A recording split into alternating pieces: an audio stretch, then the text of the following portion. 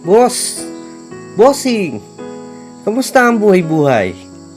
Kung ako ang tatanungin, aba, hayahay. Ang saya nga, dahil nga wala ka na.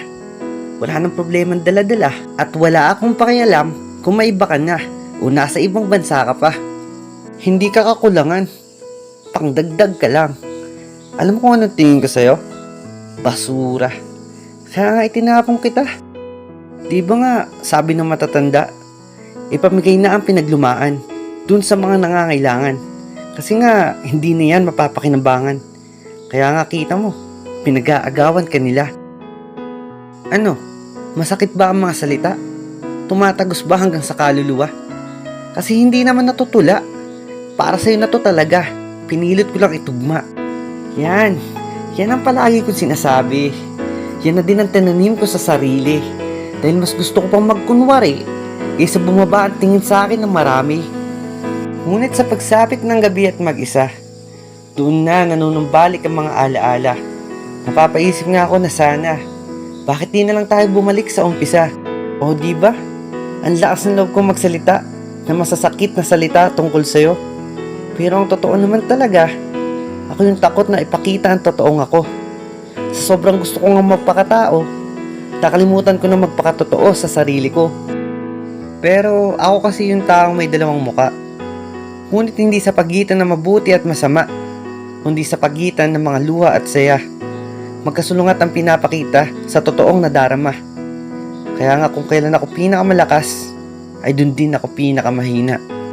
Kaya oo, may suot akong maskara para maitago ang ayokong ipakita. Ayokong magmukhang mahina sa mata naman nakakakita. Mapanlin lang ba ang katauhan? Tahimik ba ang pagkakakilanlan? Pero may lihim na katayuan at sikretong iniingatan. Sabihin nating mapagpanggap pero masama ba? Kung hindi ko pa natatanggap na di ka na makakasama, hindi naman halata kasi magaling yung nagdadala. Ang sa akin lang, hindi ako sinungaling. Ayoko lang umamin. Kasi may mag-iiba pa ba kung sasabihin? Di ba wala rin? Hindi ka rin naman muling mapapasakin. Ang sabi pa naman, ang basurang tinapon mo, babalik din sa'yo. O nasaan? Yung itinapon ko, hindi ko na matagpuan. Pero tahimik lang ako. Hindi ako nagpapahalata. Hindi ako kumikibo. Hindi ako nagsasalita. Wala.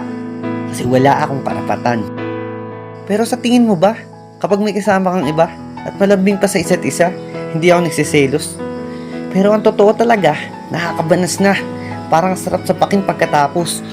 Hindi nga ako mapalagay kapag nakalagay ang mga kamay niya sa balikat mo. Salamat siya walang nakabantay na pasaway kundi baka lumabas sa mga sungay ko. Pero ayoko na maghabol. Nakakahiya na yun, tol. Yung tipong, be, huwag ka na umalis please. Mahal na mahal kita. Be, bumalik ka na ulit. Miss na kita. Shish! Dahil kung gagawin ko pa ulit yan, baka mapabilang na ako niyan sa mga mahihinan nila lang. Tapos na akong gawin yan. Kasi sino ba naman dito ang gustong magmakaawa? Magpakumbaba sa isang hamak na tagalupa. Di ba wala? Ayoko na makita ang sarili kong madurog at masira. Pero sige, baliktarin natin ang sitwasyon. Ikaw naman ang nasa kalagayan ko ngayon. Ako naman ang may karelasyon. Magagawa mo kaya yun? Di ba hindi? Hindi mo kaya yun. Ang taas din kasi ng pride mo. Magkasing taas na nga tayo. Baka nga gumamit ka pa ng ibang tao. Mapagtakpan lang din ang totoo. Mas pipiliin mo pang magbalat kayo, katulad ko. Pero kung alam mo lang, ang tunay kong nararamdaman, sa pagtanggal ba ng maskara, baka makita mong ako ang maskara pat dapat dyan. Pero hindi. Magsusuot muli ako ng maskara. Magtatago sa imaheng aking nagawa. Dahil kung kilala mo na talaga ako, maski may takip man ang mukha ko, ay makikilala mo ako.